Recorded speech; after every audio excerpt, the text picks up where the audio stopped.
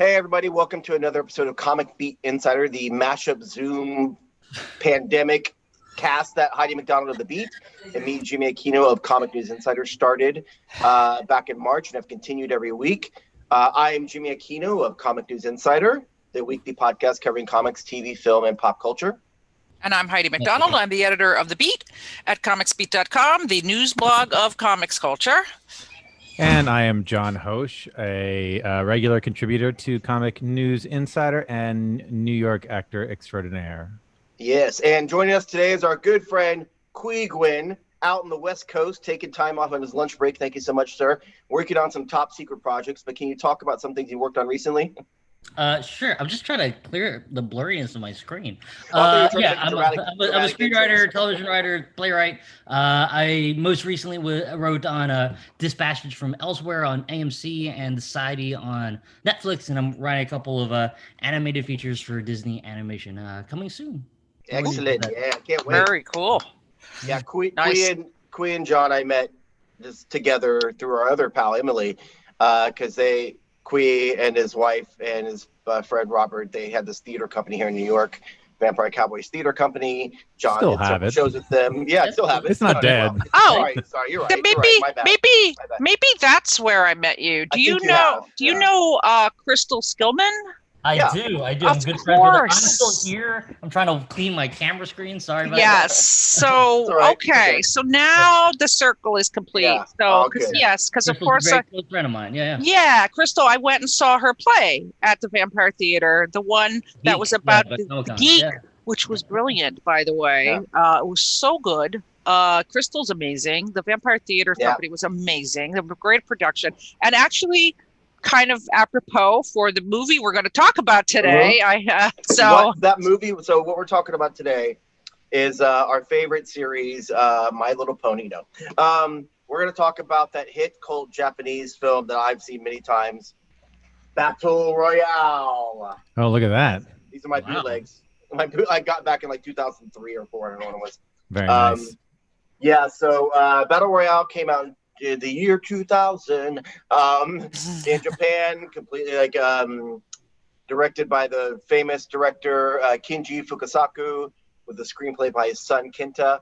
And it's based on this 1999 novel by Koshun Takami. It was Fukasaku's last film. Yeah. He did start on the sequel, but only filmed one scene when he died of cancer, unfortunately. It was one of the highest grossing film in Japan for 6 weeks. It was third overall in 2001, only behind Spirited Away and Pokemon Forever. So, I mean, pretty good company. It was widely praised. It had some trouble with ratings and releasing in Japan.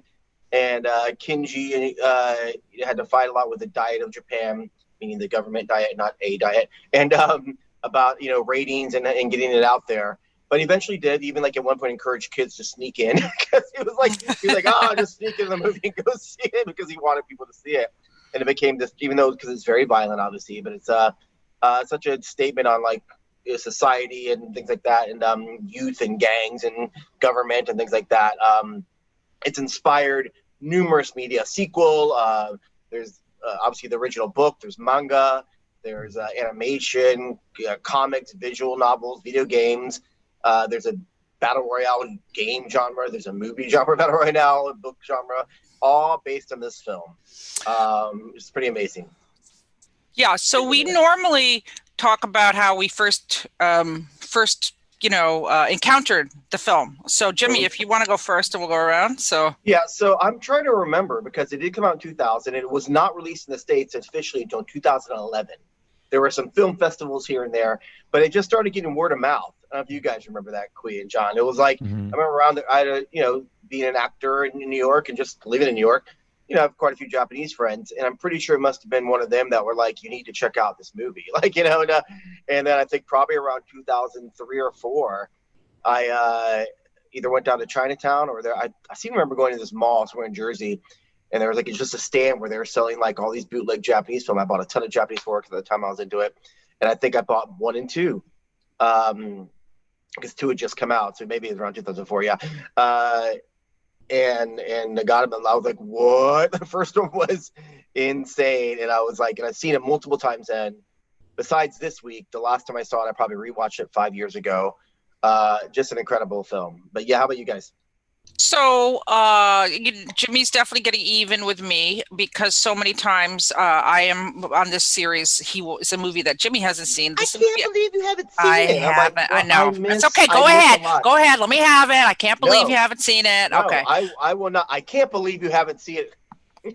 Oh, well, I can't either.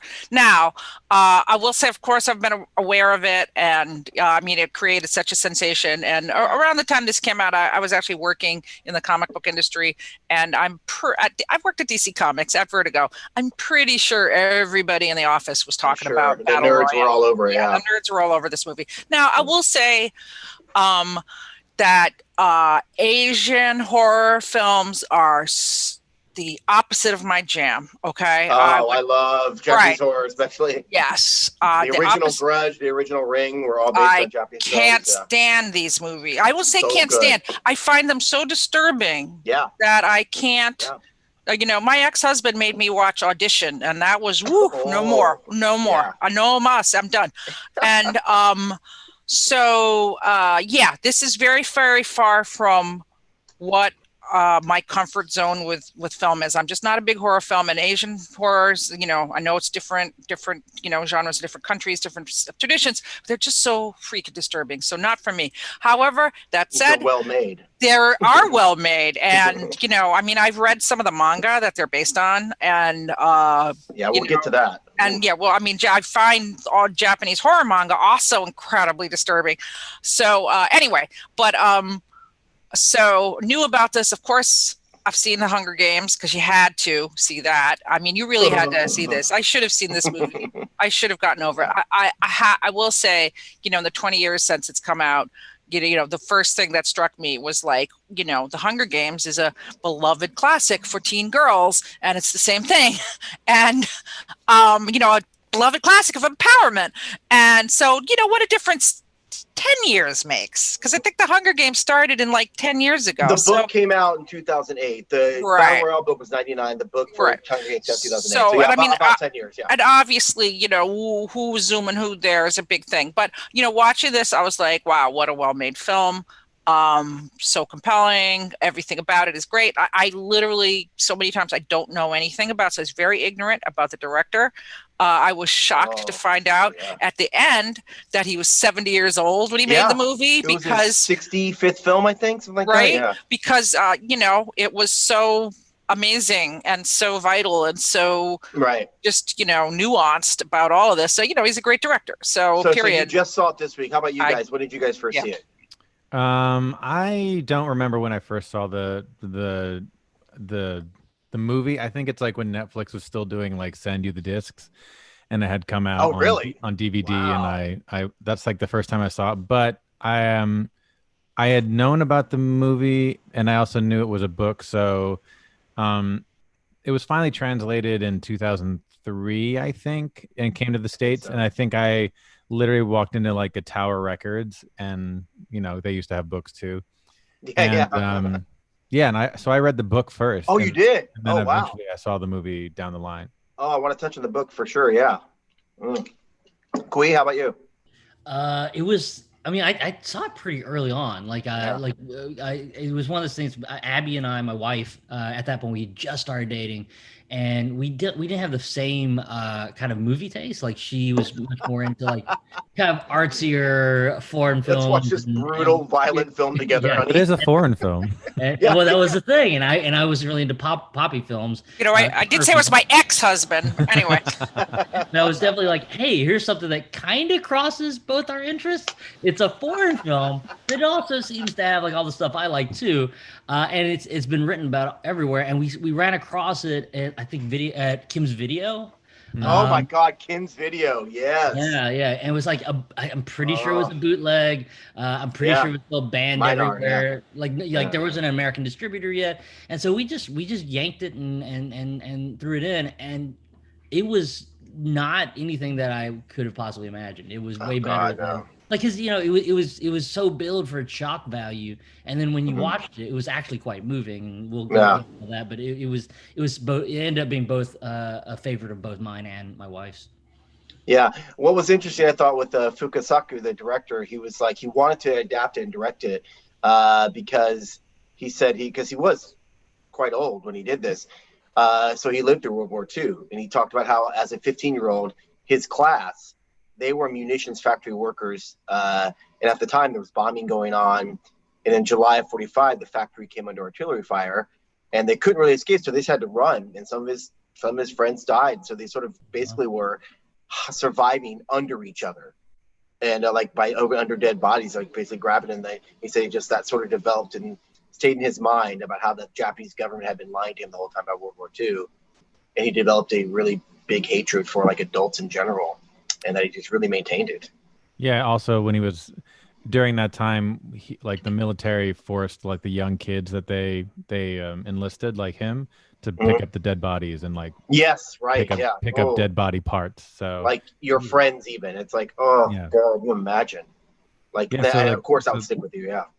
Yeah, there's a little bit of footage on behind the scenes stuff on YouTube where they're kind of at the table read for the play with like all 42. I mean, there's 42 kids in this. Yeah. And that's quite an event too. And they're mostly kids. They're and like 15 trying to direct old, 42 different people and give them all a little bit of a showcase is pretty incredible.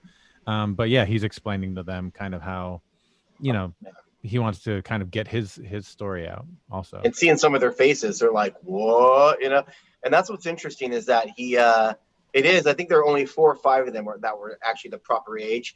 15 to 16. It's not Riverdale where they're all 30.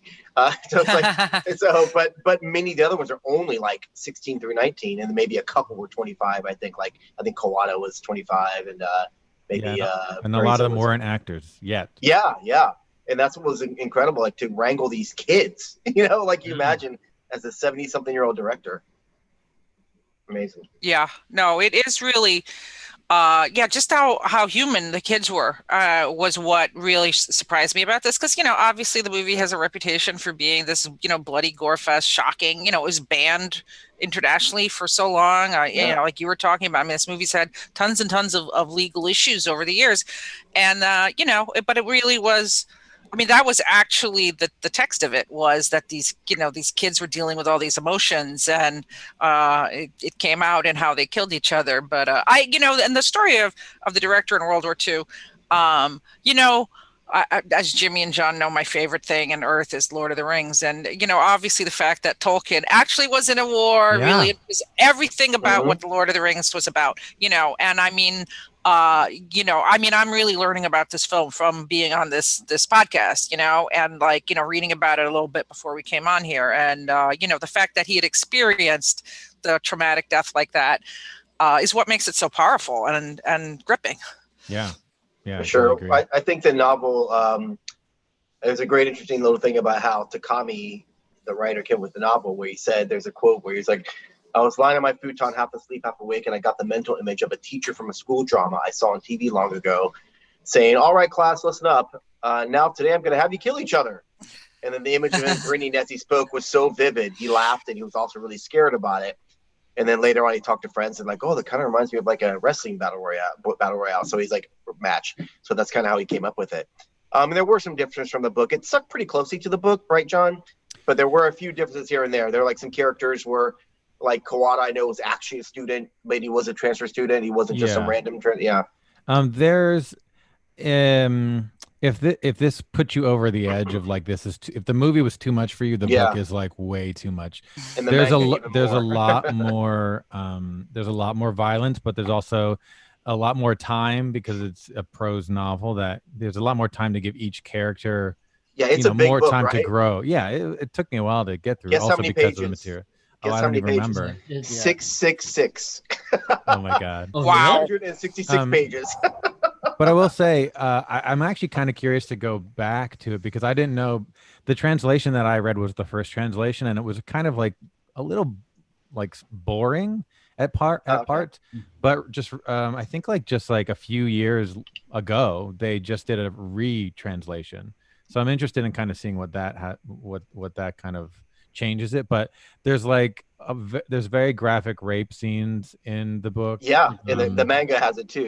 And there's like incest like incest, and obviously the murders they can go a little more graphic with just written word opposed to what they're allowed to get through. Like the movie, I mean, I've never read the comic or the book, but like I think, as I said, like when you heard about the film, like you heard about the shockingness of it all, and then when you watched it, like if I just isolated the actual quote unquote gore scenes compared to almost anything in America or anything I've seen, they're really pretty light. Like it's really ketchup-y blood. It never looked full. It was actually pretty low. It was more the idea that made it so scary. The idea that kids would commit suicide and kill each other and all that. It was really what made it NC-17 here was the ideas that were in the movie, not necessarily the images that we saw. It was like compared to Eli Roth stuff, it is basically a cakewalk, you know? And so that's what I found interesting about it, because once you got past that, like that's what the shocking thing that my wife and I put in. It was really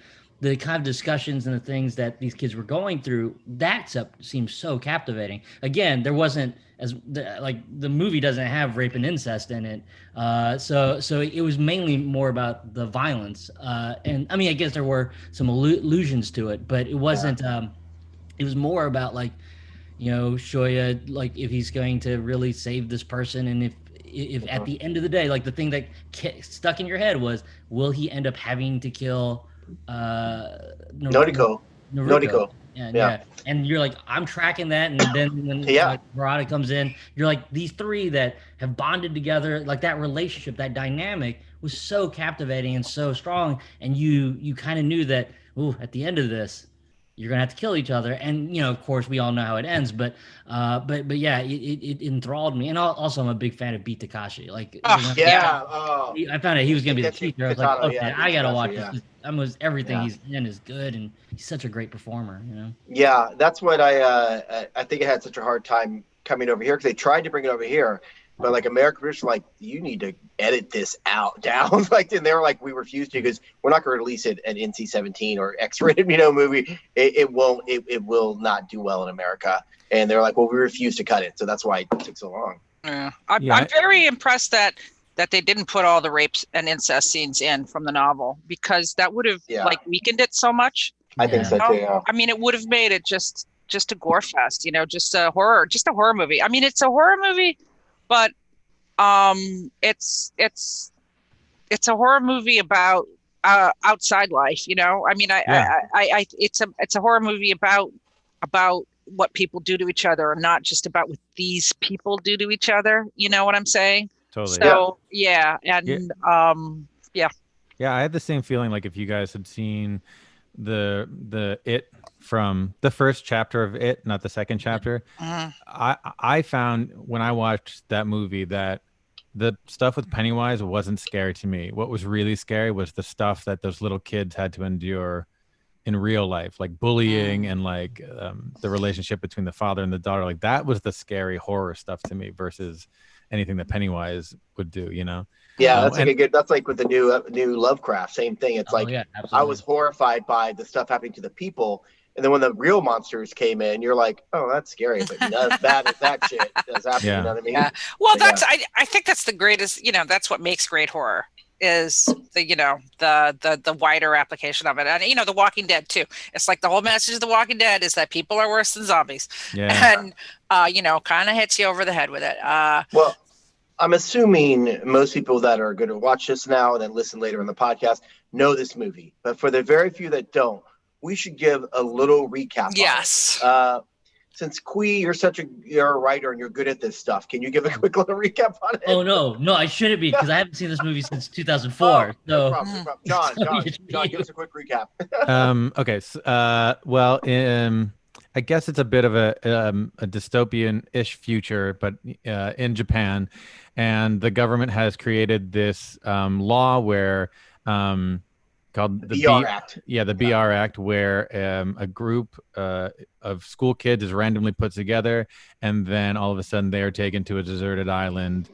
And they're kidnapped. And then they have to battle to the death until one person survives, and they have I'm popping my peas, I'm really sorry.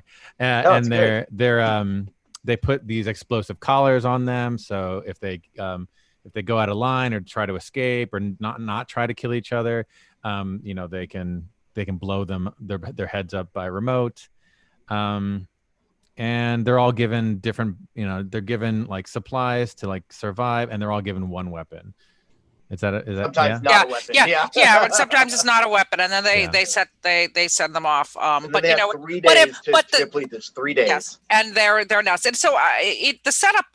I mean, if anybody's listening to this and you have seen The Hunger Games, trust me, The Hunger Games is a total ripoff of this movie. Yeah. But we'll get to that. But the one thing is that the teacher from the class that they were all in before is played by Takeshi Kitano, beat Takeshi. Yeah, that's Takeshi, right. Yeah.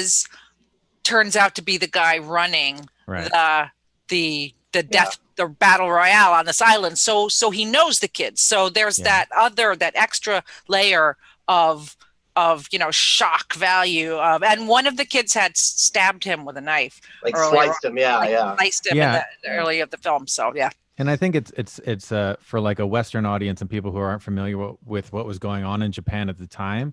This was like a big thing where most families were coming. They were still in a financial depression, and most schools in Japan you had to pay to go to.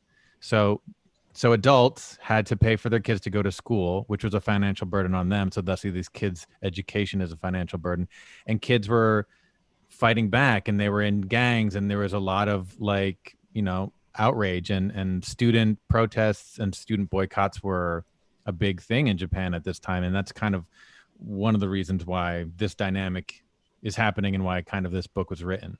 And of course, it starts out like the I had to watch a dubbed version of it, so unfortunately, but it says unemployment is at 13%, and kids aren't going to school. I'm like, well, that sounds very familiar. Like, are we going to have battle royale? I don't know. I mean, I wouldn't be surprised. I wouldn't be surprised either. So what I know later on, I'm not curious which ones you guys had seen, because they sort of did a remastering of it, and they added scenes to it. Yeah, now, I remember seeing the original one, cut. And then the director's cut had where they basically framed it with that basketball game, where it's sort of like it started at the beginning of the basketball game, the end. There were some. So did you guys all see the basketball game? Yes, I saw that. Even though it was the dubbed version on Kibi or something, it did have the extra. One question. Why was one of the characters wearing a goddamn ski hat while playing basketball? Because he's the bad boy, man. What are you doing? He literally had like a freaking. I'm like, you're playing basketball indoors. Why are you wearing a ski hat? Because he stays cool, man. That stays upset cool. me very much. As you can tell, I was very, very upset by that. But what a great opening! Like, it starts off, with the, like you said, with the voiceover about what's going on in society and the BR Act. And then we get this opening of the news covering this smiling girl with blood on her and all this other stuff. This tiny little girl who's probably 13 years old, 14, and and then this news reporter going, "Oh, the winner of the BR, the first whatever it was. Can't remember if it was the first one or not." And no, it couldn't have been. It was because Kawada had been in it. That's right.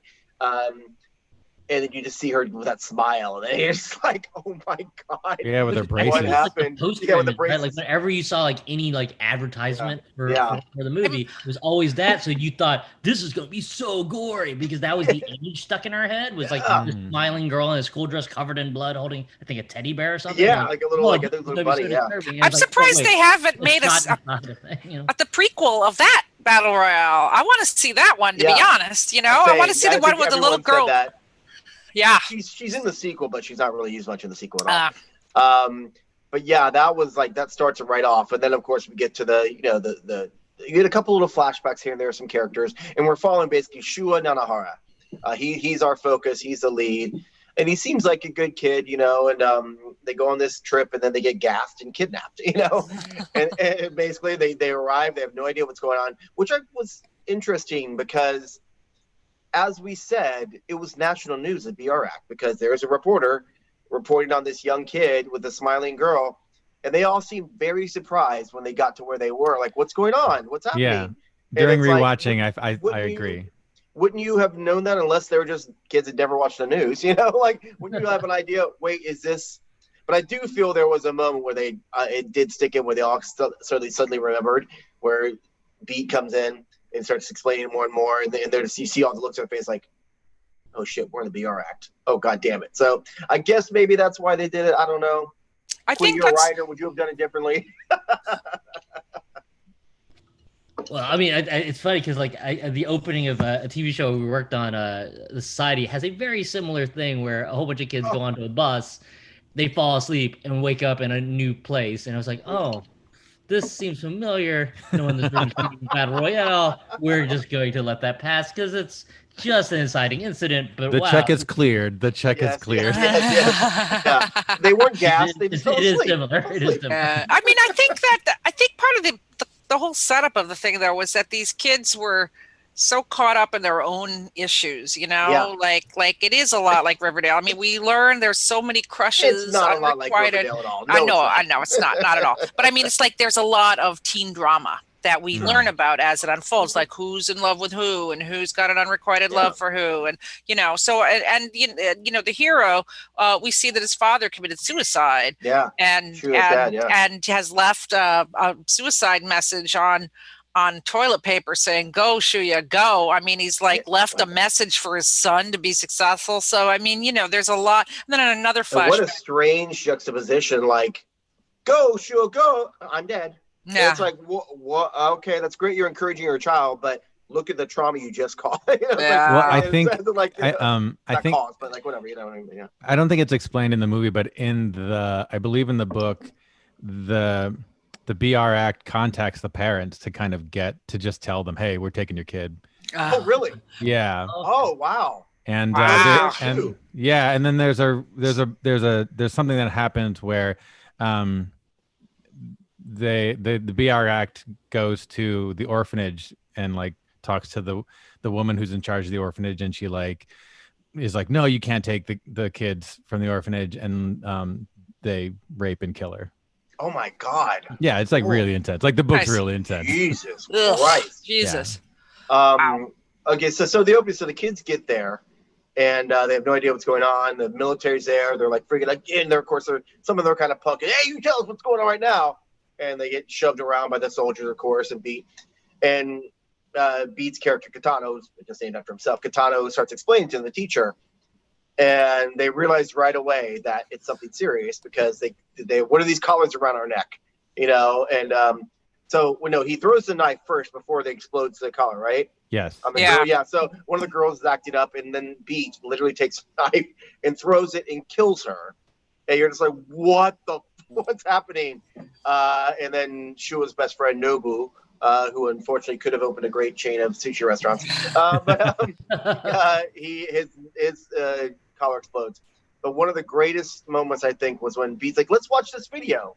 And it's this adorable woman who is actually a very famous voiceover actress in Japan. Yeah. She's doing the whole little cutesy kawaii thing. You're like, oh, let's go. It's time for the Battle Royale. So you're going to kill each other. And it's great. She's so good. It's so perfect. It's so great. So maybe we're like, can you imagine the kids just going, what? You know, like, why is she being, you know, it's like, oh, what a great moment that was too. And she's just like so cheery about it, you know, and if you don't do this, you're going to die. You know, you're like, oh my God. She was fantastic. She was great. Totally. Yeah. Yeah, she kind of sets up the tone of kind of what they're trying to go for, you know. Because I mean, the other thing that struck me about it is something we talk about here all the time. It's like, you know, 5 months ago we were living our lives, and then on Friday they said you got to stay home and not go outside. And you know, if you told us this like a year ago, we'd be like, no way, I can't do that. And then, you know, Monday we didn't leave our houses. And so, you know, in this film, that I definitely kind of, you know, related to the part where like, yeah, you got to just kill your classmates. And I'm like, well, I wouldn't, you know, I'd go nuts. I was like, no, I guess I wouldn't. I mean, I guess, you know, then I'd just be trying to find a way to survive, you know, as soon as I walked out of that house, which is like we see, you know, some of the kids do decide the only way out is over the cliff. and some, like I think we see, like, there's that overweight kid in there, and he's immediately with a crossbow killing people. Yeah. There's a nerdy kid. Because he's scared. He's nervously reacting. Yeah, but I mean, it's like we see like some of the kids that we see at first who are, look a little less likely. Their survival instinct just kicks in. But then there's these two older lads who they're like, they're Kawada and Kiriyama, yeah. Yes, right. And so one of them is the good kid, but then the Kawada, but the other one, he's got like kind of manga villain hair, and yeah, you could tell like he is not, he's a stone cold killer. And that, like we see some other characters, and there's Mitsuko, she's pretty bad too. And so as soon as I saw Mitsuko, I was like, she's gonna have the showdown with bad manga hair guy. And you did? Okay. I did. Yeah. I said they're the two who are gonna have a big showdown, but it didn't end the way I thought it would. So. No, I thought I was rooting for her too, even though she was kind of they showed a bit of her trauma from the past. Yeah. Just a bit. I know the book delves deeper, that she was abused. Oh, no. And she was abused. Well, it's suggested in the movie that she was abused. Yeah. But she kills the guy in the movie as a kid. So she clearly wasn't friends with people. They address that. They show the flashback. They also show her, people didn't really like her, that she supposedly stole boyfriends and had sex with them or something. Yeah. But she was not fucking around. She was like, you guys like me, you were mean to me, so die. Yeah, she's a great character though. She's a great actress. Yeah. It was, and that's what. That music, that opening music, it set the tone. So right away, it was just like, that's so great. And I know it was Verity's Requiem. Yeah, they also mixed in some, but every time that played, you're just like, oh my God, and I associate every time I hear that now. It's become like a stereotype now, that music, it's a trope, like whenever you hear that music. And I didn't realize it was used in Battle Royale. But I will say, I loved the score on this film. I loved the use of like classical music, was amazing, but the actual score was very, very much kind of like it was classically tinged, but it was kind of like a classic action movie. It had those orchestral beats, so it wasn't anything that was movies made in 20 years ago, but still modern times, but I felt like having this really traditional kind of orchestral score kind of like really reinforce the tension of the movie in a way that I thought something a little more modern would have, Yeah, it's almost oppressive in a sense. It's like like kind of stuffy and like of my parents' generation almost kind of thing. And it continues with that, I felt. Right. I agree. I think like, speaking of score, but scoreboard, it made it so much more menacing. The death announcements, and like you flashing on the screen, boy 1, girl 3, boy 7, girl, you're like, oh my God, they're keeping a body count, and it's like, and they're letting their friends know, hey, your friends died, here you go, this is who's gone now, not bad, we need 10 more to go, 20 more to go. You're just like, holy shit, can you imagine just hearing that? Like, what do we do? Insane. But as we did follow Nanahara Shua's, then we did visit other characters off and on. So we got to see Mitsuko, a little bit about her and where she goes. And one of my favorites, who became many people's favorites, was Chikusa, played by the awesome Shiaki Kuriyama. Now, did you recognize her, Heidi? I did not recognize her. You know what I'm talking about, the knife flick girl? Yeah. Why is she running on Murder Island? She's just taking a jog. Yeah, I know, right? Yeah. Like, gotta keep in shape, whatever. Yeah. But she's a flick knife girl. So you guys recognized her, right, John? Queen? Yeah. She's Gogo Yubari in Kill Bill. She's Lucy Liu's right hand with the swinging mace thingy. Yeah. So Tarantino saw this film and was like, "This is the best film I've seen in 20 years." Yeah, and he inspired. cast her.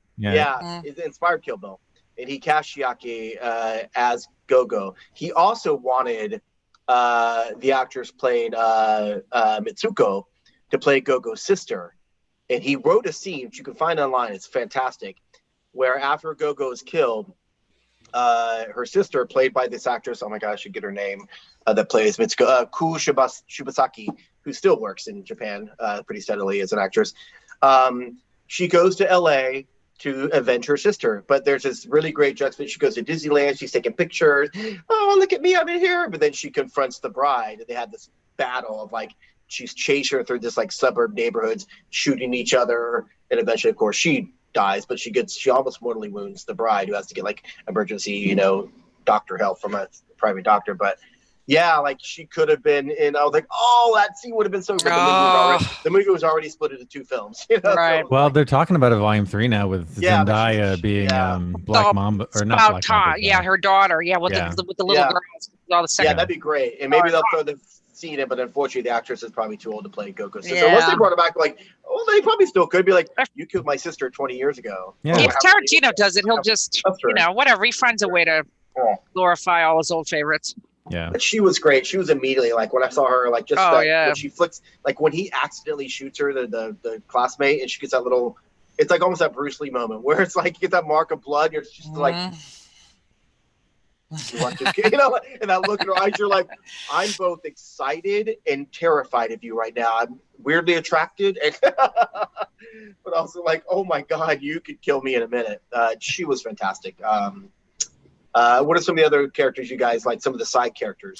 Well, I loved the scene where Shuya wakes up in the girls' lighthouse. In the lighthouse, yeah. It's the girls' lighthouse. Because I mean, we have seen the real antithesis of this is also Lord of the Flies. Obviously, teenagers on an island. It is a classic, and we see the society. Even though it's only 3 days, really separate. And so these girls who are like the Heathers have taken over the lighthouse, and they're like, oh, we're making so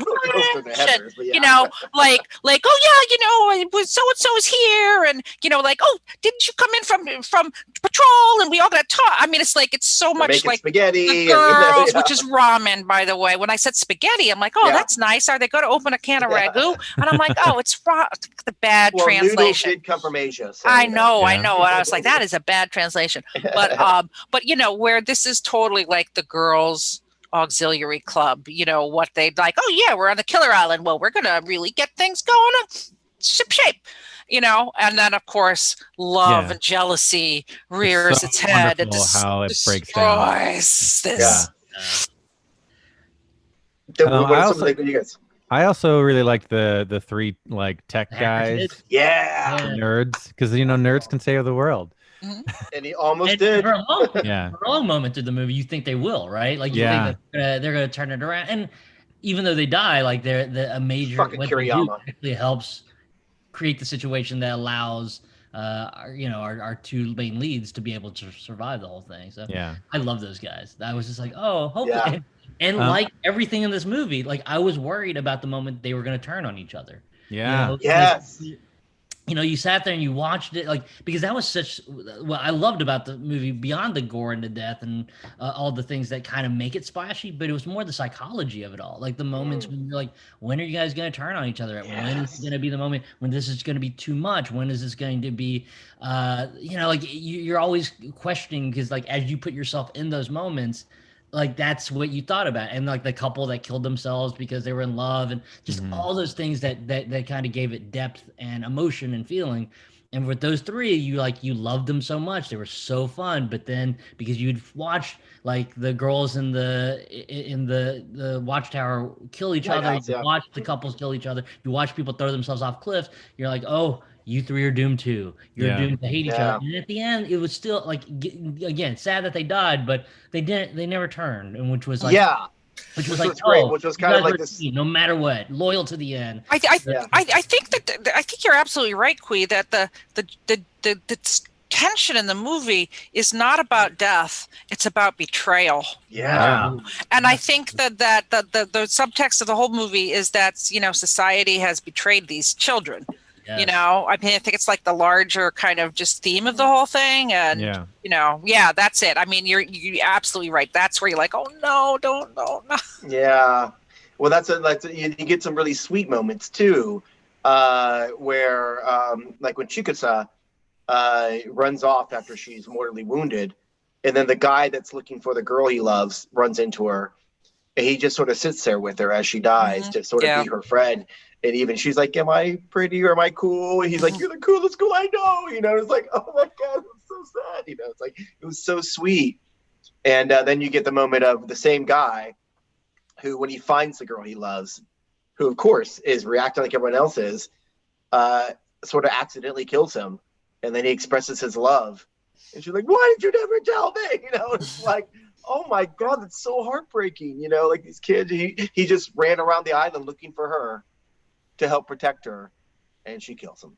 No. I think out of any character, that would have been me, that guy. Oh. I was going to say, that had to be Jimmy's high school. That's how I identified with the character. You guys identify with any of them? Who were you? John, you would have been Shua, right? You'd have been the lead. Come on. I mean, I really liked the guy who came back, had the cool scar on his head. Kawada. Yeah, like I was like pretty into that guy. Oh yeah, you'd be a good Kawada. Yeah. You know. Yeah, I'm Mitsuko all the way. I mean, come on. Really? You know? Yeah. She just said you were trying to survive, and all she wants to do is kill. I don't know, but she's badass. You know, survival of the fittest. I think I would. I think if I actually were in that situation, I just want to go out in a blaze of glory. You know, yeah, I would be a little fatalistic about survive. I don't think I'd survive at all. I don't. Yeah, I'm probably the same way. Yeah. So, but I would try to go out as a badass. So, Kuya, how about you? Who would you? I mean, like everyone, I hope I'm a Shuya. Like you hope that you're who makes it to the end, and that you have the right kind of moral ethics and backing to make it to the end. But I'm probably a little bit like Heidi. I think at some point I'd probably break and then try to go out in a place of glory too. Let me. That Bon Jovi song plays in the background. So let me guys. Hopefully, I'm more a little like the hacker kids. I would try to take out the soldiers, not nice. Not my peers. I would try to take it to the man. Right. Yeah, I have a question. Let me ask you guys, because I know Quee's going to have to leave us a little early. So, why? I was really shocked when I was doing my research to find out that this really is the thing that started the whole purge on an island with teens. Fortnite.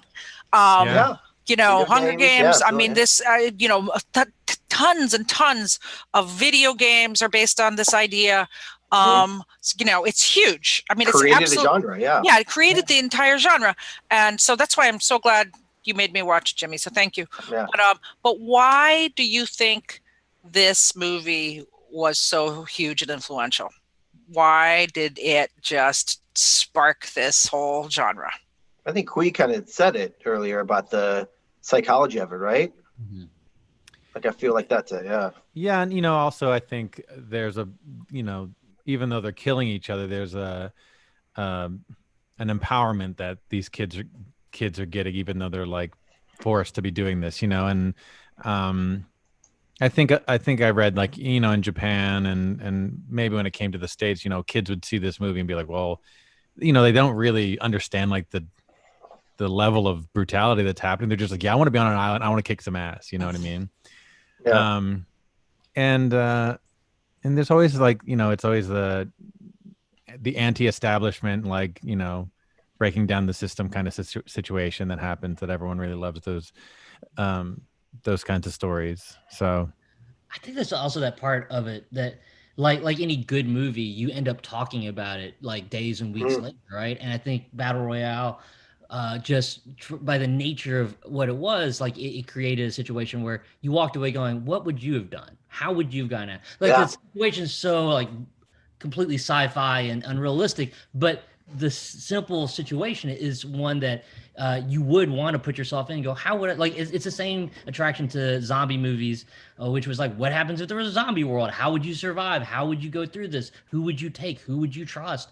And I think that the same situation here, it was the thing that kind of tickled your imagination in a way that just like, I kind of, like, again, you don't want to kill your friends. You don't want to be in that situation, but it did make you kind of want to talk about it, and because it had sticking power. And I think that sticking power and the surprise emotion to it just allowed for a longevity to this film that when I first heard about it, I thought, oh, it's just going to be like Itchy, this, killer, or one of the like movies that are just super gory, and I'm just going to watch it. And I'm like, oh my God, I can't believe they did that special effect where the eyeball fell out. That's what I thought it was going to be. Yeah. And when I realized it actually had very little to do with that, and had to do with a lot more when it came to, relationship psychology, characters that you cared about, and also complex characters. Like even like when like Beat the Country dies at the end, you're like, oh, you cheered for one of these? You kind of saw her as a daughter character? Your daughter? Yeah, that's kind of like, wait, you're even fucked up, you know? Yeah, like, it's kind of the there's a twist. lot more to it. The kind of the twist ending where the Kitano is like, had shown the girl as the survivor. And the other thing is that I'm sorry, I'm bad with the names, but the kid with the scar, the returner, the hero boy, Kawada.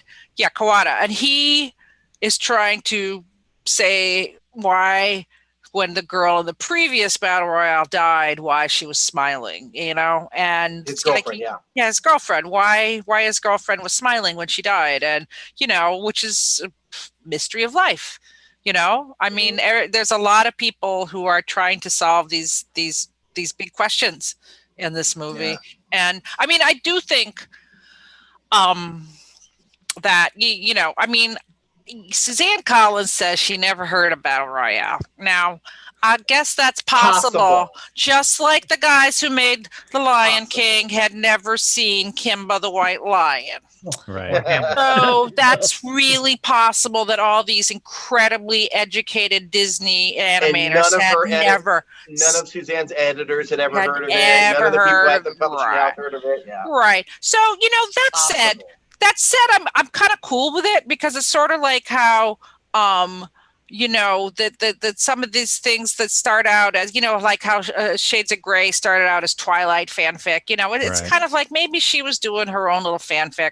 And I mean, I do think Hunger Games, I haven't read the books, but I have seen all the movies, and, it kind of takes them, yeah, I liked them too. I mean, I love Jennifer Lawrence, and I do like the fact that they took the idea of the economic downturn in that we just see very briefly that was real in at that time in Japan at the start of Battle Royale, and that they kind of project this dystopian America that we're almost at, and like we could be there in a few months if we don't have a post office anymore. The post office is full of rotting animals and wonderful stuff. Anyway, but I mean, I like that she took that, and it's smart. I think Hunger Games is smart. I think it's a, and it is a great, for girls, it is a really great heroine, very classic, plucky heroine. And it's this genre. I guess what I'm getting at is that this genre is very surprisingly sturdy and nuanced, like there's a lot of things you could do with it. And but the most mind-boggling thing of all for me is, like I said, when this movie came out 20 years ago, it was rated X, rated whatever, nobody could see it, was banned, blah blah blah. Now little kids are playing Fortnite. Was the most, I go to the toy store and they have like all the characters of Fortnite are boys, like Legos, I don't know, like whatever. Whew, it's crazy. Yeah, that's why it had such an issue. Hunger Games is also another reason it had an issue, like coming back over here, because they kept talking about bringing it over, doing remakes or this and that. But then when Hunger Games happened, they're like, well, everyone's going to think we're ripping them off now. So there's no sense because we weren't as popular. But Hunger Games did help bring it here in a sense also, because everyone was like, oh, they're just ripping off Battle Royale. Everyone was like, what the hell's Battle Royale? Yeah, that's true. So in a sense, it did help, especially especially it helped Battle Royale to get a distribution here, even though it was pretty 11 years later. Yeah. But I mean, most people were trying to bank, everyone who was in the Battle Royale camp was trying to bank on the success of Hunger Games, and people wanting to revert back to the source material, as it were. But it's arguably said that Running Man could be source material for both of these films. So yeah, sure, I guess. Yeah. But you brought up the Kitano at the end, how like it's established through the teacher Kitano, his daughter hates him through a couple phone calls. And then we get to the end. That's why maybe he sort of started finding Noriko endearing to him as a daughter, because she was the only one that ever came to class, because people weren't going to school. But you see that flashback where she shows up and no one else is there really but her. And he's like, oh, Noriko, he clearly has an affection for her, like his daughter.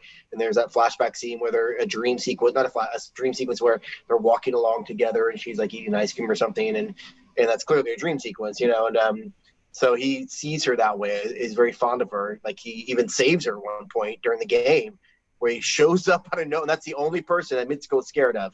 He shows up with a freaking umbrella, to save right? her, Yeah. you know. And then at the end, like I said, that painting that he paints, where she's the only survivor, that childlike painting. Well, the painting was like Henry Darger, you know, Henry Darger, the outsider art. I mean, it was so based on Henry Darger's work, like that. I loved that little. I mean, it's crazy. Yeah, insane to see her as the final one, and then where he sort of feels. I don't know what you guys think, but at the end, I feel like when he figures it out, that's why he sends all the troops home. He's like, okay, they're not dead. Kawada gamed the system. Yeah. He knew they're alive. So they all come back. And in a sense, that's why he had the water gun. In a sense, he wanted to die. You know, he was like, I've done some bad things. My daughter hates me. Who cares? As long as Noriko lives, I'm happy. And it's like, holy shit, dude. What a journey he took. Yeah, you know, well, he'd also, you know, we see people give up hope in the movie, and you know, the kids give up hope, and like here, the guy running the whole thing had also give up hope because his family had turned against him, I guess. So it was, you know, everybody has had something to lose, I guess. I mean, once that last cookie was gone, what do you have to live for? That was Funny thing was he gets gunned down pretty hardcore, and then when the up. phone rings and he just gets up like nothing's wrong, I was like, were you wearing? When I first saw it, I was like, were you wearing a vest? Same. Right. Are those fake bullets all along, and you have like squibs or something? And then he dies, and I was like, well, that was weird. Well, Mitsuko, that happened to her too. Mitsuko gets shot. She gets up. Several of the characters I felt like kept getting up after they're getting like blown but he away. like gets up like he's like full on like da da da da, you know. Well, you know, hey, look, Megan the Stallion. You know, I'm saying people get up, they get shot, and they got to keep on going. So yeah, true. Wild and perfect. I don't know what it stands for, but yeah, it's and then we get to that end. Did you guys notice that Kawada, every time he talked about his parents, they did something different? Oh, my parents were doctors. My parents were chefs. My parents were like, what's the real story there, Kawhi? What's going on? He's the Joker. Yeah, it was the big Joker which was, I thought was a great cover. Yeah. It was really kind of cool. I was like, huh? And then, of course, we see our heroes survive. But unfortunately, Kawada, you know, had gotten mortally wounded from the other guy, Kiyama. What a great scene that was. After the computer guys blow it up, he comes out of the fire and his eyes have been burned out, and he's just blindly shooting, you know, like that. You're like, oh, that's terrifying. Terrifying. Oh yeah, he was a great character. I mean, he was like the Terminator in this movie. You know, he was kind of this this killing machine. He clearly got shot several times. He was a great character. Definitely. This movie was full of. I was really surprised. I was so pleasantly surprised at this movie, at how good it was. You know, and good in unexpected ways. I knew it'd be a great action film, which it was. And so the director, he didn't make any other films that are did he make other ones that are known in the United States? Or he was famous for his Yakuza films. He made a ton of films about the Yakuza, and that's sort of what got him really famous about. I don't know if you guys know, were there any that were stateside that sort of got big? I don't think so. I was not at all familiar with his work. So, you know, say about him, like he did like 60, was IMDb 65, 70, 60, almost like 70 films. He was 72 years old when he passed away, and then he kind of closes out his career with, you know, like it's always that like, can old dogs, you know, learn new tricks? And you think that like if I just saw this alone in 2000, my guess on who would have made it was like some like 28-year-old upstart, kind of changing the game because he doesn't know the rules, and then you discover he's very well established and he's doing something different, and it's just kind of like you know, even that itself fights that kind of ageist that we have inside ourselves. Very much so. Very much so. Still come up with something so cutting edge, something that changes the game at 72, and you just got to appreciate that. And that was something like, it's sad that he wasn't able to finish part 2, but part 1, like honestly, part 1 is the game changer that again started a genre that. So we'll talk about 2 after you leave, Quay, because it's. Did you ever see 2? I never saw it too. So yeah, no, you're fine. This is the perfect time for me to seen bounce it a out. couple of times. Yeah. So we'll talk about it because. Yeah. So where can we find you on any social media? Yeah, I'm on Twitter. My handle is QUI _rights WRITES. So normally I'll do it later. I do a remake, a recast of film, but this one, since I only have a couple character remake, but if there's going to be a new writer, I want it to be you, sir. So for a remake, I would jump to it. I would right there. Right there. All right, thanks, Queen. Thank you for joining man. us. Thank you so much for coming by. It's great to see you. We're going to carry on, sir. I'll see you soon, bud. Thanks, man. Bye. All right, cool. Thank you again to Queen for joining us. That's great. He's a busy writer in Hollywood, as you heard. So yeah, he's got to get back to work. He's literally got to get back to work. Like, he took time for us. We appreciate that so much. So as we get to the end of the first film, we see Noriko and Shuya have survived, and they're on the run. And I think it suggested they might try to go to America to live. But no, not in the sequel. Did any of you see the sequel? I've seen bits and pieces of it. Yeah, you didn't miss much. So that's what I hear. It's written. Both films were actually written by Kinji, the director, for a son, Kinto, and his dad only shot one scene in the sequel that actually was a flashback with Beat Takeshi, a flashback with his daughter, because his daughter is a character in the sequel. And so Kinto took it over as director. So who knows what wildly different of a film would have been with Kinji directing it, because he clearly was a very novice. It was his directorial debut, very novice director. So the idea of 2 is that, and it's just such a mishmash plot that doesn't really make a lot of sense. So basically, Shua Nanahara, it's 3 years after the first one. He's an international terrorist trying to bring down the Japanese government. He and the other Battle Royale winners, including the Smiling Girl, the winner, they formed together this group called the Wild Seven, and they're holed up on this island.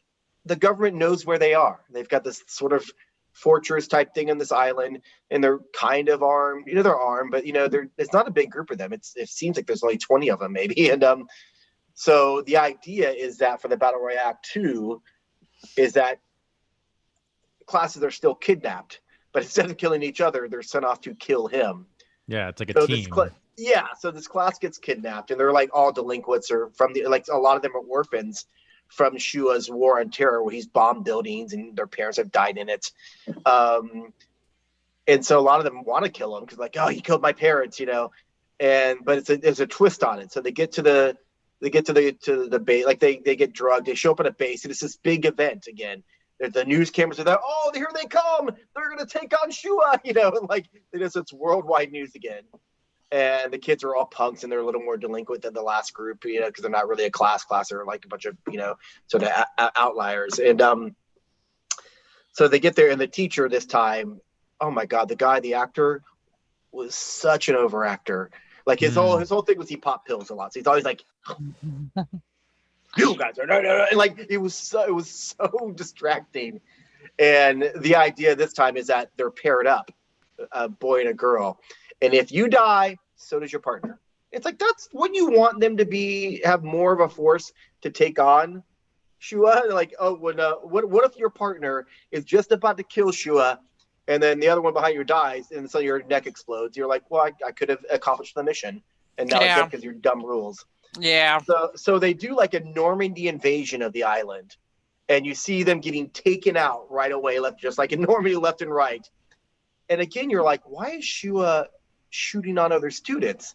But then later on, you see as they advance further, and they weirdly seem to have some good military tactics all of a sudden for students. Like, okay, we need to go this way. Oh wait, you mean the class that gets kidnapped? That gets that taxi island. And then they get there. Then finally, it's explained that one of Shua's Wild Seven notices, oh my God, they have collars. Oh my God! But also, again, it's international news. Wouldn't you know that's who's coming to get you? So meanwhile, they're killing them left and right. Then they finally persuade them to join their side to take on the government. And then that whole thing happens, and then the government attack. It's a very anti-American film too, because it starts off talking about how America has bombed all these countries, and then even at one point when Shua makes a speech to the world about he just wants peace and he wants this and that and he wants the world, the governments to whatever. For some reason, the U.S. like bombs the island, like not like does an airstrike or something like that. And it's like, and then Japan's like, well, if we don't get rid of them, then they're going to completely bomb the island. Like, you can't, it's your island. You can't tell the U.S. to back off. It's like, that's weird. So it's very anti-American. Yeah, it's very anti-American. Yeah. Well, this was made, I guess, during the, the Bush years. So it's 2003. Yeah. Yeah. So, Well, that's what's funny. I don't know where they got that idea that we'd be bombing everybody. Yeah. Well, they escaped. What a reach. They escaped to Afghanistan. Yeah. Oh, okay. So yeah. In the end, Noriko wasn't one of the Wild Seven. She'd been living in Afghanistan, and I think she appears pregnant at the end, if I'm correct. So her and Shu are about to be a little family. So there's a few survivors. Of course, a lot die. It just was really sort of kind of all over the place and didn't really I don't know. There was none of this who will die suspense to it. There was an interesting part where the girl that played Kitano's daughter volunteered, but she knew she was going to be in because she wanted to take out Shu because he killed her father. But I'm like, you hated him. Why do you want to kill the guy that killed your father? I think it just shows that these themes are really powerful, and I think it just shows what a great director the original one was, what a great filmmaker he was, because it's like, I mean, this material can so easily just veer into just crazy shit happening, it was, it just wasn't, it didn't really gel, and it did terrible. It got panned widely by critics. Yeah. Well, it sounds like it deserved it. So it did. But after that, there were a lot of these little spin. Like I said, the CW in 2012 was apparently trying to adapt it, but never really seriously pursued it. And did you see this one? It said, John, about in the Philippines? No. There was in 2012, the Sipas Lawan Ensemble and 2 other college theater groups in the Philippines made an unofficial loose adaptation of the novel into a live action performance called Battalion Royale, which had its debut at the Cultural Center of the Philippines. There were some performances also held at an abandoned high school I was like, oh, I would love to have seen that. Like an atmospheric live performance of it. Yeah, like either really good or like all those things popping online now of like high schools trying to do Hamilton. We were like, oh no, why are you doing this? But that would have been interesting. And then there were, like I said, there was I had the manga. I had like the first maybe 4 issues of the manga. It's like 1 billion volumes. Yeah. And like John said, because I hadn't read the book, it's graphic with sex and rape. I remember after to read this, I was like, I can't read this anymore. This is disturbing. This is like supposed to be 14, 15-year-old kids, and I remember being very sexual. Yeah, I remember. It just turned me off. I was like, I don't want to. Yeah, I forget who published it. I think it was Tokyo Pop, maybe. Yeah. American was Tokyo Pop. Yeah, and I remember starting it too, and was just like, ugh, I don't, which is probably part of what put me off the movie. I mean, there is a huge, genre, probably a little contemporaneous with this, but a huge genre in manga of classes. High school classes, horrible things happening, the drifting classroom where they're taken off, and that's probably the most famous one by Yumezu. But there's a lot of horrible things happen to those Japanese high school kids. They're all in their little uniforms, and it's bad. Yeah. Well, the manga was written by the novelist Takami. Okay. So he wrote the initial, but then there was a bunch of different spin-offs, and the one I kind of actually want to get is, if I can find the title of it. I can't find it, but it deals with the Lighthouse Girls. Oh, okay. So it's a whole story of them. So there's a couple different things. I was reading up on it where it shows flashbacks, and one of the girls apparently is a lesbian. And before they get kidnapped, she was about to come out, and she actually is in love with her friend in the movie. The one that is in love with Shuya, who bandages up Shua. Mm-hmm. So she's in love with that girl and wants to tell her, but she's in love with Shu, obviously, right. So she can't. So it's this whole thing. So that's not obviously addressed in the movie at all. I'm curious if there was any sort of looks that maybe I can look for when I go back on like a rewatch. Like, oh, she's sort of checking her out and like taking care of her. So then it goes back like to their past and how they became friends, and then it deals with different to the eventually where they end up turning on each other. So that one I kind of want to check out, I think. And there's other sort of spin-offs like this. But as we said, there were so many inspirations of it from different films. Video games, huge. Yeah, the Belko experiment, obviously Kill Bill, obviously, like I said, possibly Hunger Games, like that, like video games, all sorts of video games, besides Fortnite, have done that battle royale sort of element to it. Well, not only the battle royale part, but like they even steal the idea of like if you're in this in an area and it like they keep closing the area, so you have to fight. Like they do that in Fortnite, they do that in Call of Duty. It's like, so. Well, that's what was even more terrifying in the film. Yeah, it's a good point. I'm glad you brought that up. We didn't mention that. How in the film the kids can't just stay complacent and stay in one place. Because zones keep changing. Yeah. And if where you're at now could be safe, and then suddenly in the next hour it's a danger zone. If you stay there too long, your necklace will explode. Or like if no one dies. Yeah, in 24 hours. Yeah, all their necklace explode. Right. Like, holy shit, man! Like they covered all the bases. You're just like, Jesus, it's so terrifying. But I mean, this idea of the sacrifice for society. I mean, that's sort of like the main idea behind Hunger Games, is that which I think makes it a little clearer in Hunger Games. But kind of goes back to the lottery, the famous short story. I was just about to say that, Shirley. Yes. Right. Yes, the lottery. Absolutely. Yeah, and so obviously, the Purge movies, which I saw the first Purge, and this is one that I that's just not interested. I'm just not interested in this stuff. Yeah. I mean, they've made like 10 now, though. Like, yeah, and there was a TV show too. There was a TV show. Oh, that's right. Yeah. Yeah. So I mean, it's a very a popular idea that you just get to go out and kill your neighbor. Well, that's the thing. Like, if those are not familiar with the lottery, it's basically like what it sounds like. You pick a thing, and if your number is wrong, then you get literally stoned to death by your friends in society. And that's to help sort of curb population, to help keep order, to help whatever. So yes, an idea like that has been similar. Obviously, like you mentioned, Lord of the Flies, but like nothing like this though, where it's like the government kidnaps you and forces you to kill each other that I can think of had ever happened before. Right. So people say, well, you could say Hunger Games is ripping them off. Well, they're ripping off Lord of the Flies. They're ripping off. I mean, not really. I mean, I guess there's an idea there, but what they actually did, I think or what he actually did, the writer, then now the film, was so unique and different. Yeah, I think that's why it caught on and boomed into all these different other places. Like, that's a really great idea. Even the freaking Avengers. You remember that series? That's the Avengers Arena. Right. You ever read that, John? There was. There was even a cover that had like an homage to it with all the kids in the class. And they get put on an island. They have to kill each other off, and they weren't hiding that they were homaging to. So to be fair, Marvel was not like this is their idea. They knew, they made an homage on the cover to it. Totally, it was like, okay. But yeah, it's what I would have liked to see, and maybe stick to the movie style, not the book or the manga, is an animated series was never made, or a movie. I'd like to see like an animated series. I think would be cool. Yeah, or I do think that if you wanted to give each of these characters a little more depth, more than they're given in the movie, like if you were to do a sort of long form TV show or something like that, like on HBO, yes, it'd probably have to be Stars, because Stars has the least amount of censorship. True. But they got some good stuff. Yeah, no, I mean, Ash versus. I really love Ash versus Evil Dead. I mean, Spartacus. Yeah, there you go. So if you wanted to really give investment in all 42 characters, maybe a long form TV show type situation would work.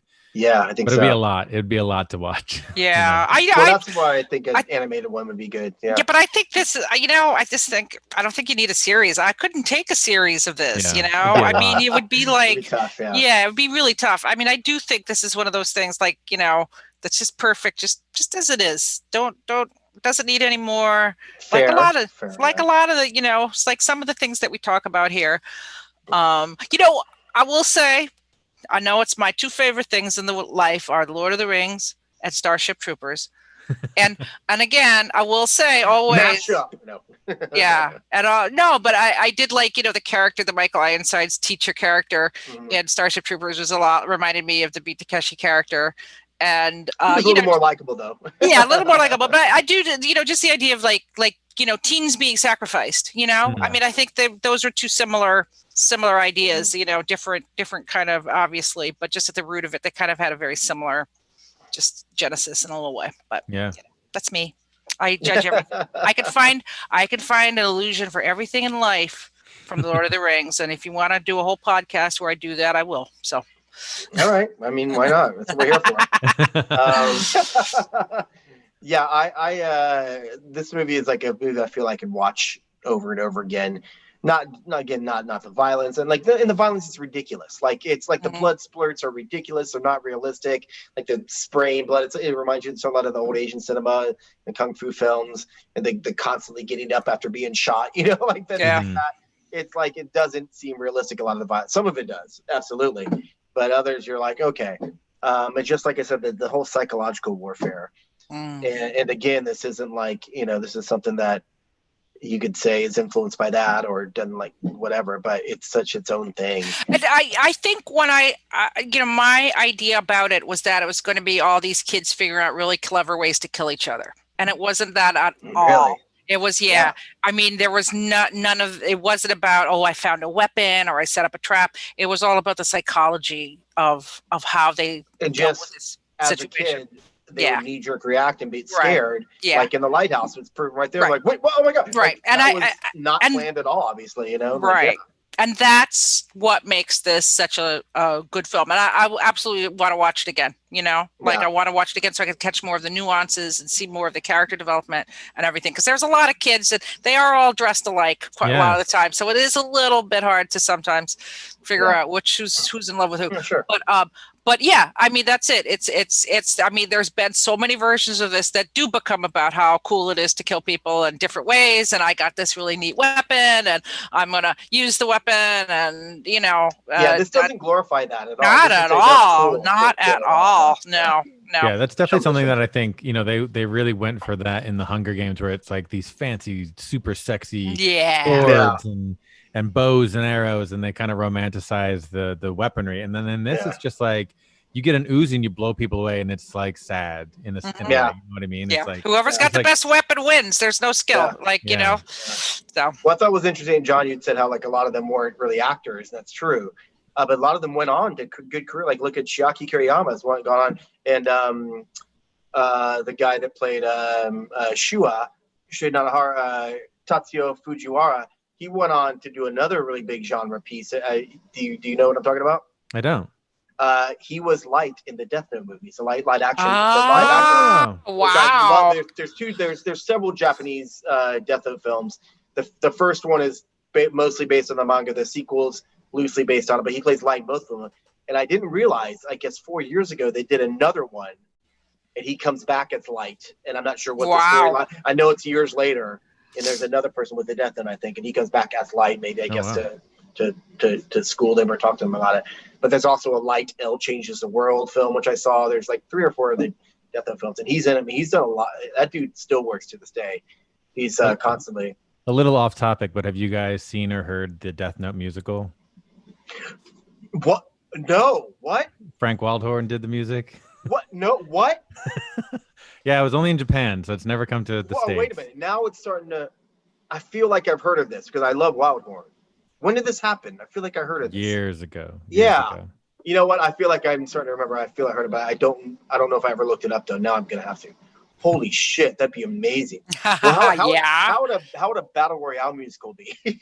A huge cast. Oh my god. Or doubling of the actor doubling characters.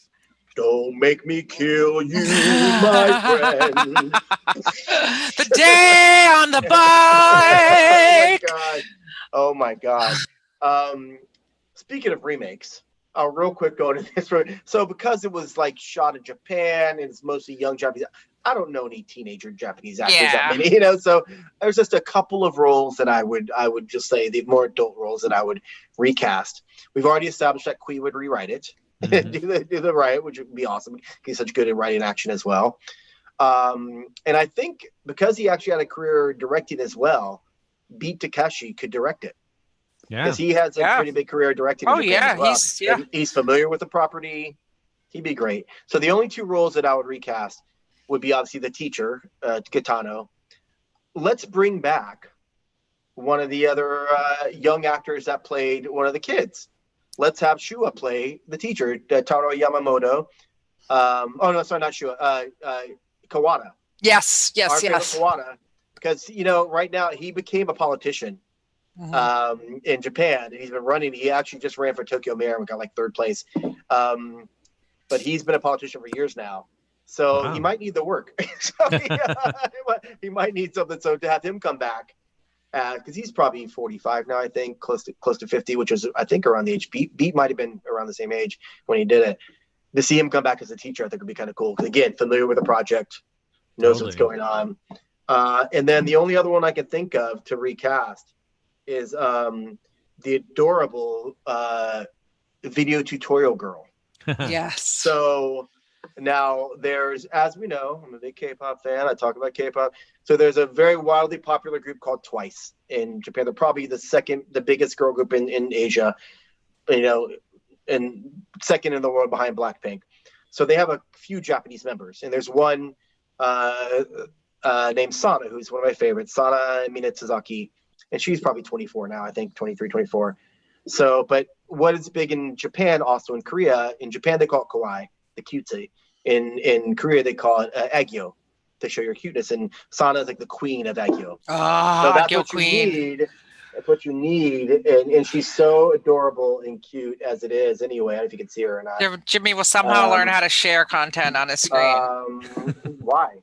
I'm just doing what John told me to try that, so I did it. I can do this. I can do this one. It's good. Sideways where I do this. No, not that one. Not that one where I do that. No, that's not how you do it. You do share. Anyway, I'm showing you. We're going to have a tutorial for Jimmy, so we're going to. Do you see her? She's amazing. Yeah, there you go. That's amazing. all I care about is that you see her. She's amazing. Now you're a floating headed. That was awesome. I know. But yeah, so I think she'd be great as because she's so cute. She's famous in this one song, which has become her thing. One of their first big hits was called "Cheer Up," and there's a song because they mix in English and with Korean, and there's one moment where her line in the song is something shy. She does this shy thing with her that everybody asks her to always do. So it's so but it's like shy. It's so adorable. So I could see her doing that in the video. Like doing the shy thing in the video would be so adorable. So those are my only recasting I'd have, because I'd have to go to Japan to sort of, cast all the young actors, Jimmy, yeah. I think it's a good thing that you're at work again, so that you're spending a little less time watching K-pop. Why? Whoa. Why? I don't know. Just, get out of the house. Wrong. Why is there anything wrong? What's wrong with K-pop? Don't be a musicist. I think you need, some outside. I just think it's good for you to get out of the house. That's all I'm saying. That's a good statement, but comparing to K-pop is not. It's a good reason to get out of the house for my mental health, but not because of K-pop. I know, I'm teasing you. We got to do a K-pop. I look forward to doing a big K-pop episode of this sometime. So, well, I want to. There's a couple. There's a couple people in Korea. There's a couple guys that have this show. They're probably late 20s and they cover K-pop, and they're big fans, and they're also so I'd like to get one of them maybe to join us if I haven't contacted them. Who knows? Maybe get one of them to join in, and then maybe another friend who's a fan or something like that. But it'd be cool to talk about. Yeah, very much so. But that would be my remake again. Just a few little changes there. Did you guys have? Sorry, go ahead. Oh no, I was just to say, I know the original was mostly focused on Japan, but if you were to make it a global thing, I think it'd be really awesome to have young kids from all over the world. That would be pretty awesome. It's more like that's interesting. Well, that's sort of like Hunger Games-ish, then, isn't it? A little bit District 12, yeah. Yeah, but to make it a little more they were all pretty vanilla in the Hunger Games, weren't they? So just kind of making it a little more. Oh, so like a global where they throw them on some random island, like one kid from Survivor. Japan, one Survivor. Kid from Russia, exactly. One kid from Africa, one kid from South America. Global Survivor. Let's do Global Survivor. That's actually a good idea. Yeah. But actual Survivor. Survivor. That's a terrible idea, but what I'm saying. Literally, they'd have to survive. Not like they get to go home afterwards. They literally have to survive. So that's interesting. Yeah, that'd be kind of cool. Yeah, where it's like a worldwide battle royale, where the countries come, where every country comes to the consensus that kids are terrible. And we're each gonna kidnap a school group of kids. Well, now this whole thing would be shot on TikTok, so Yeah. What about if they had each country sent, almost like the Olympics, they sent a group of kids to this island and they had to fight each other. So they'd start off as teams and fight each other, and then they do a twist at the end. Now you got to kill each other. and see what happens. You know, like whoever survives. Like Avengers Arena, Secret, Secret Wars, yeah. Sure, you know. We're on to something here, guys. Yeah, it's totally original. No one's thought of it. Yeah, well, we'll see. I do like that global idea, though. I think as we enter and continue our dystopian times, I think we'll see more dystopian takes on teens killing each other. Unfortunately. I hope not. Yeah. although maybe, a lot of times after like the Great Depression, very uplifting fiction became very popular, so people wanted very happy, positive things. Musicals became huge. That was the dominant genre actually during the Depression. Bring it back. Bring it back. I agree. Yeah. So we'll see. I hope we do get some. Musicals are gonna. I guess they're just Disney animated films now. So Well, for now. Yeah. For now. For now. I would like to do a future episode about like some of the Disney musicals. I know. I would like to. I would love to do that. Just going back to them. I'd like to do one that looks at the dark period of Disney, aka like the cauldron, the Black Cauldron. Well, the Black Cauldron, but like the time I was there, because when I worked at Disney, I came on just as The Little Mermaid had come out, and Beauty and the Beast started, and then The Lion King, huge. And then after The Lion King, like it got a little too like The Hunchback of Notre Dame and that's Hercules and like Pocahontas. I think they are really good, actually. And I just think that period is kind of like Hercules is where it kind of went off the rails, Really? But I feel like Tarzan was the last. Tarzan, and that's when I left, and then I left Disney after Tarzan. So then it was like Treasure Planet, and okay, yeah. So I wouldn't agree on Hunchback and. Well, I would agree on like Treasure Planet. And but you see, I know a lot of dirt about all those. That's true. Fair enough. So that's why, that's awesome. because I would go to Disney when you were allowed to go, and they would show me the art, at that point, because I did the comics. So they'd be like, yes, and here's this talking dinosaur movie we have, and Treasure Planet, and I'd like, oh, that looks like, Mike Mignola is doing this thing about Atlantis. Like, Atlantis that's going to star David Spade or something, it's like, I don't know, man. But anyway, musically, like if you guys haven't, and we're way off topic now, but whatever. Disney Plus just released that new documentary, Howard. Yeah. About Howard. Yes, about the great Howard Ashman. he's a giant Alan Menken. Of course. Well, they're so incredible. Obviously. They're so incredible. They reinvented the Disney musical with the Renaissance, Little Mermaid. Then Beauty and the Beast is still my favorite to this day. I love Beauty and the Beast, and they're great. Musical is incredible. Absolutely so we should do that one time. We talk. I had different ideas of like, let's just talk about the musicals, or let's talk about the old ones versus the live action ones. Like compare, contrast, whatever. Although I feel like the animated would win out every time. But well, another Disney movie of that period that I just forgot to mention was Mulan. A great which is movie. great. I just rewatched recently. And they're let's talk real quick. Who is anybody? What about the $30 thing? Is anybody thought? Because I have different thoughts on that. On the what? Mulan's being the Mulan for $30. $30, yeah. I mean, I'm gonna do it to support it, because if it fails, we're not gonna get anything else. I think it's going to do well because I like the $20 films. And I remember I balked at that at first, and somebody made a really good point. I didn't think about it that way. Like, well, think about it. If you're a family of 4, that's nothing. I'm like, oh, yeah, there you go. That makes sense. So now I was ready to justify it. And it's multiple watches. It's just not a one-time watch. So. And I probably would watch it more than once. I'm like, if I went to the theater, I'd be, spending more than that on popcorn and candy and soda. I wouldn't have the giant screen, but Disney's just lucky that Frozen 2 got squeaked out just before sheltering in place began.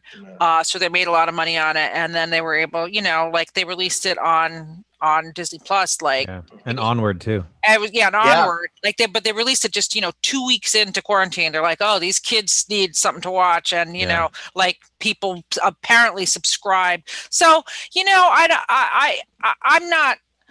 Yeah, I gotta think about it, but I probably will support it. Yeah, I probably will, but I'm pressed. I should get like a free version of it. Right, same. So true. Very true. yeah, I mean, I would like to, but so we'll see. We'll see what happens. I'll reach out to my Disney contact. Yeah, as well. That's a long story, but anyway. Any final thoughts on Battle Royale, guys? Any favorite scenes, favorite character you want to mention really quick, or? Just enjoyed it very much. It was a really good. It was a really, really good movie. Thank you for making me watch it. Yeah, I agree. I think we covered a good amount of it. Yeah. So yeah.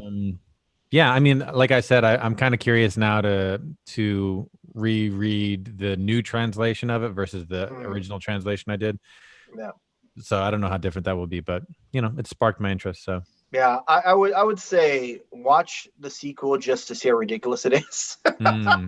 Just for the sort of not a hate watch, but sort of like how did this become the sequel?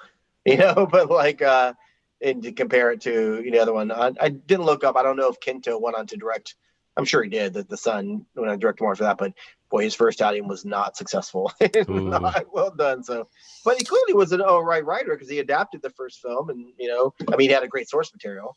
Yeah, so maybe that's probably what helped. But look at look at what Stephen King tried to direct. So a lot of writers can't direct, but some can. All right, guys. So let us, like I said, if you're watching this YouTube live, say hello, leave some comments, and then if you're listening to this as a podcast, and make sure to subscribe to our YouTube channel down below. Okay, just make sure it's the Beats YouTube channel, but we are part of them. Yeah. Yes, we are part of this network, and we're almost to the magic number. So please subscribe. Okay, I subscribed. I know, and to enable us to do more of these wonderful, live casts and to make them even better. There's a lot. We want to get that silver 100,000 subscriber button. Yes. Once we get that, that'll be for Heidi. Yeah. Yeah. But but if you are listening as a podcast, let us know what you thought of this film. If you liked it, if you're a big fan of it, I think many people are. I'm sure there's some people that didn't like it at all. Sure, why not? But also let us know. I'm curious when people saw it. Like when did it come on your radar? When did you start hearing about it? So really awesome. So I guess we can wrap it up. Yeah. All right. Yep.